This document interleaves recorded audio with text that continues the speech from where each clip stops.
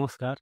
आज हामी 10औं श्रृङ्खलामा छौँ। हिजोसम्म हामीले 9औं श्रृङ्खलामा जेङ्गो एडमिनको बारेमा पढिरहेका थियौँ। हिजोसम्म गरेको कुराहरू केही कहाँसम्म गरेका थियौँ, Python manage.py run server start भइसकेपछि म यहाँ लोकल होस्ट स्ल्यास एप्लायन्सेस एडमिनसम्म गरेका थियौँ। अनि एडमिन लगइन गरिसकेपछि यहाँनिर एप्लायन्सेस एड गर्ने तरिका, त्यसपछि यसको कोलम नेमहरू राख्ने तरिका, थप्ने तरिका, एप्लायन्सेसभित्र एडमिन.py मा यसलाई कसरी मोडिफिकेसन गर्ने भन्ने कुराहरू पढेका थियौँ। लिस्ट डिस्प्ले, लिस्ट फिल्टर अनि सर्च बारेमा पढेका थियौँ। हामीले चाहिँ लिस्ट डिस्प्ले कसरी गर्ने, कसरी देखाउने, डिस्प्लेहरू कसरी गर्ने, डिभाइस नेम, लोकेसन, स्ट्याटसलाई कसरी कुन स्टेपमा देखाउने भनेर हेरेका थियौँ। आजको यस सिरिजमा हामीले हेर्नेछौँ 10औं श्रृङ्खलामा आफ्नै एउटा खालको एडमिन बनाउनेछौँ, आफ्नै खालको एडमिन प्यानल बनाउनेछौँ। आजको यस सिरिजमा छ जेङ्गोको फर्म कसरी बनाउने, युजर इनपुट कसरी गर्ने, आफैले डाटा कसरी ह्यान्डल गर्ने र डाटाबेसमा सेभ गर्ने तरिका, अनि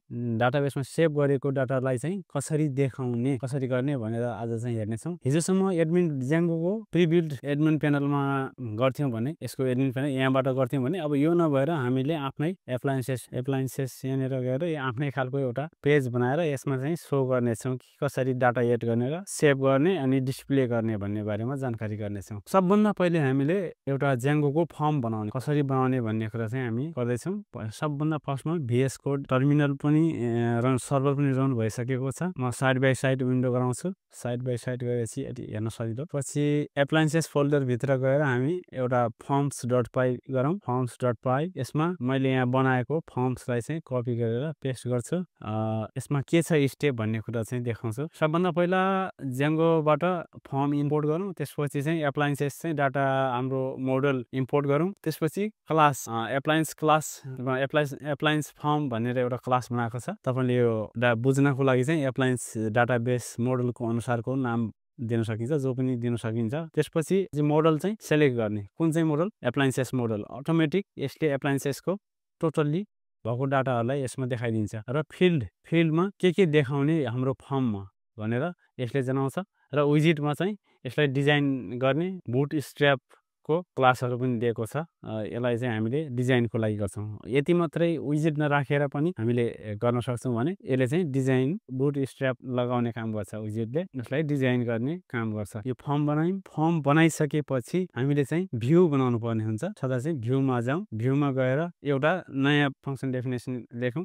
एप्लायन्सेस लिस्ट, डिभाइस लिस्टहरूको लागि एप्लायन्सेस लिस्ट भनेर यहाँनिर लेखेको छ। टोटल्ली लिएर आउँछु। मैले यहाँ कमेन्ट पनि लेखेको छु। फर्स्टली हामीले चाहिँ एप्लायन्सेस लिस्ट भनेर नयाँ फङ्सन बनायौँ। एप्लायन्सेस अब्जेक्ट अल भनेर यो चाहिँ डिभाइस, टोटल्ली एप्लायन्सेसमा भएको डिभाइसहरूलाई चाहिँ यसले गेट गर्ने काम गर्छ। त्यसपछि फर्मलाई इम्पोर्ट गर्छौँ। एप्लायन्सेस फर्म रिक्वेस्ट पोस्ट, फर्ममा डाटा चाहिँ लिने काम गर्छ। एप्लायन्सेस फर्मलाई इम्पोर्ट गऱ्यौँ। त्यसपछि if request dot method equal to post, यदि पोस्ट मेथड भयो भने र फर्म भ्यालिड भयो भने डाटालाई, फर्मबाट आएको डाटालाई चाहिँ हामी डाटाबेसमा सेभ गर्नेछौँ र तुरुन्तै मेसेज दिनेछौँ। डिभाइस एरेज सक्सेसफुल्ली, यो चाहिँ हामीले मोडिफाई जुनसुकै पनि मेसेज दिन सक्छौँ। फेरि एप्लायन्सेस लिस्ट भन्ने यसमै रिडाइरेक्ट गरिदिन्छौँ। यही पेजमा जान गर्छौँ। यदि यो भएन, गल्ती भयो भने कुनै मेसेज इरर आयो भने प्लिज करेक्ट द इरर भनेर चाहिँ इरर सो गर्छौँ। त्यसपछि एप्लायन्सेस लिस्टमा चाहिँ डाटा पठाउनु पर्ने हुन्छ। पेजमा यो डिभाइस लिस्ट HTML पेजमा चाहिँ हामी डाटा पठाउँछौँ।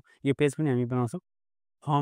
फर्मबाट आएको टोटल्ली फर्म डाटा चाहिँ यो फर्ममा पठाउँछौँ। कन्टेक्स्टमा चाहिँ पठाउँछौँ। एप्लायन्सेस पनि एप्लायन्सेस यसबाट पठायौँ। त्यसपछि total devices appliances dot count, total devices भनेपछि एप्लायन्सेस भएको टोटल डाटाहरूलाई काउन्ट गरेर कन्टेक्स्टको माध्यमबाट डिभाइस डट HTML मा पठाउँछौँ। त्यसपछि छ अब चाहिँ हामीले यो बनायौँ। यसको लागि URL बनाएको छैन, चाहिँ थप्नुपर्ने हुन्छ। एप्लायन्सेस लिस्टमा गएर डिभाइसेस URL, एप्लायन्सेस भित्रको URL मा गएर पाथ डिभाइसेस, अथवा यसलाई चाहिँ जे पनि हामीले राख्न सकियो। यो डिभाइसेसको URL भयो हैन। त्यसपछि चाहिँ appliances list, भ्यूबाट appliances list import गऱ्यौँ अनि चाहिँ नेम एप्लायन्सेस लिस्ट दियो। त्यसपछि अब टेम्प्लेट बनाउने तरिका छ हैन। डिभाइस लिस्ट भनेर एउटा हामी टेम्प्लेट बनाउँछौँ। यो टोटल्ली छ, यसमा धेरै कुराहरू छ। यसमा चाहिँ हामीले टेम्प्लेटमा भित्र एउटा डिभाइस लिस्ट भनेर मैले एउटा बनाउँदैछु। यहाँनिर बनाएर यसमा राखेँ, यसमा पेस्ट गरेँ। यसमा छ मुख्य यहाँनिर कन्टेनर सुरु भइसकेपछि मेन चाहिँ टप पेजमा चाहिँ हामीले इरर सो गर्छौँ। जस्तै हामीले भ्यूमा इरर लेखेका थियौँ,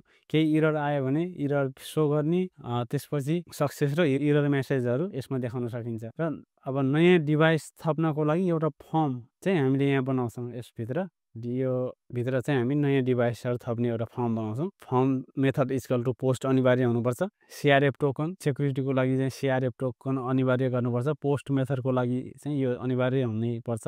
त्यसपछि रहेको छ डिभाइसको लिस्टहरू। हामीले जति डाटाबेसमा भएको डिभाइसहरू लिस्टहरू, जस्तै हामीले अघि भ्यूबाट कन्टेक्स्टको माध्यमबाट पठाएको थियौँ, त्यो चाहिँ यहाँनिर अब देखाउने छौँ। इफ एप्लायन्सेस डिभाइसमा यदि छ भने अब चाहिँ हामीले फर डिभाइस इन एप्लायन्सेस, जो भ्यूमा भएको कन्टेक्स्ट, यो कन्टेक्स्ट छ, एप्लायन्सेस छ, यो एप्लायन्सेस चाहिँ एप्लायन्सेसबाट यहाँ गर्छौँ। त्यसपछि डिभाइस, यो डिभाइस डट नेम लोकेसन गरेर यसमा टेबलमा सो गर्छौँ। यो टोटल्ली कोडहरू चाहिँ गिट हबमा अपलोड गरिएको छ। त्यहाँबाट तपाईँले हेर्न पनि सक्नुहुन्छ र डाउनलोड पनि गर्न सक्नुहुन्छ। यसपछि रहेको छ अब हामीले यसलाई रन गरेर यसरी टेस्ट गरेर हेर्ने होइन। सराजी अब टर्मिनल ब्रेक गरेँ, कन्ट्रोल सी, त्यसपछि क्लियर गरेँ, त्यसपछि र अब हामीले पाइथन म्यानेजर डट पाई रन सर्भर गरौँ र यसलाई स्टार्ट गरौँ। अब यसमा गएर स्ल्यास के छ हाम्रो नयाँ पेज स्ल्यास एप्लायन्सेस स्ल्यास हाम्रो युआरएल चाहिँ के छ, युआरएल चाहिँ स्ल्यास एप्लायन्सेस भित्रको डिभाइसेस छ होइन। र डिभाइसेसमा हिट गरौँ। यसरी अहिलेसम्म एड भएको डिभाइसहरू यहाँ देखिएको छ। यो डिजाइनहरू चाहिँ बुट स्ट्र्यापको डिजाइन छ। तपाईँले आफ्नै सिएसएस पनि लगाउन सकिन्छ। अनि यो यहाँनिर नयाँ डिभाइसमा एड गर्दैछु, जस्तो fan, table fan, location, office, status on र एड डिभाइस गरेर तुरन्तै डिभाइस एडेड सक्सेसफुल्ली भनेर यहाँ मेसेज आउँछ। त्यसपछि यहाँनिर एड भएर स्ट्याटस यसरी आउँछ। अहिलेसम्म हामीले यति मात्रै बनाएको छ भने चाहिँ एडिट डिलिट चाहिँ अर्को भिडियोमा हामीले सो गर्न सक्छौँ। त्यसपछि अन्य डिभाइस, अर्को डिभाइस पनि एड, अब यसलाई हामीले डिलिट गर्नु पऱ्यो भने अहिले चाहिँ यहाँनिर सम्भव छैन। हामीले सिधै एडमिन प्यानलमै जानुपर्ने हुन्छ। एडमिनमा गएर एप्लायन्सेसभित्र यहाँनिर एड भइसकेको छ टेबल फ्यान, यसरी है हामीले एक्सनमा गएर डिलिट गरेर गो गर्दाखेरि यो यहाँनिर डिलिट हुन्छ। र यसमा पनि रिफ्रेस गरौँ, यहाँ पनि डिलिट भइसकेको छ। र फेरि न्यू एड गरौँ, एउटा device air conditioner room bedroom add, यसरी गरेँ यहाँनिर देखायो। त्यसपछि एडमिन प्यानलमा पनि एयर कन्डिसनर देखाइरहेको छ। अब यसलाई डिलिट गर्न पनि सकियो, डिलिट, यसरी यहाँबाट डिलिट पनि हुन्छ। यहाँ डिलिट भयो भने यहाँको एयर कन्डिसनर पनि यसरी जान्छ र टोटल डिभाइस पनि देखिन्छ। त्यसपछि आजको चाहिँ हामी टोटल अब रिभ्यू हेरौँ। देखियौँ, हामी टेस्ट गऱ्यौँ, फर्ममा फिल गरेर चेकबक्स चेक गरेर डिभाइसहरू एड गरेर त्यसपछि मेसेजहरू हेरेर नयाँ एन्ट्री थपेर हामीले अहिले टेस्ट गऱ्यौँ। त्यसपछि आजको चाहिँ हामीले जेङ्गो फर्म कसरी बनाउने, टेम्प्लेटमा कसरी डिस्प्ले गर्ने, भ्यालिडेसन र error handling, form validation integration. त्यसपछि चाहिँ अब यसमा चाहिँ हामीले जेङ्गो फर्मको डकुमेन्टेसनबाट पनि ल्याउन सक्छौँ, बुट स्ट्र्याप, त्यसपछि सिआरएफ टोकन, यो अनि प्रयोग गर्ने तरिका, त्यसपछि मोडल्स डट पाईमा, त्यसपछि फर्म टाइप पाई, भ्यू डट पाई र युआरएल्स डट पाई, अनि डिभाइस लिस्ट र टेम्प्लेट फोल्डरभित्र गरेर यिनी कुराहरूको। र अब अर्को डे 11मा नयाँ छ सिरिज अपडेट र डिलिट निन्जा डिलिट गर्ने तरिकाहरू छ, यसको बारेमा हेर्नेछौँ।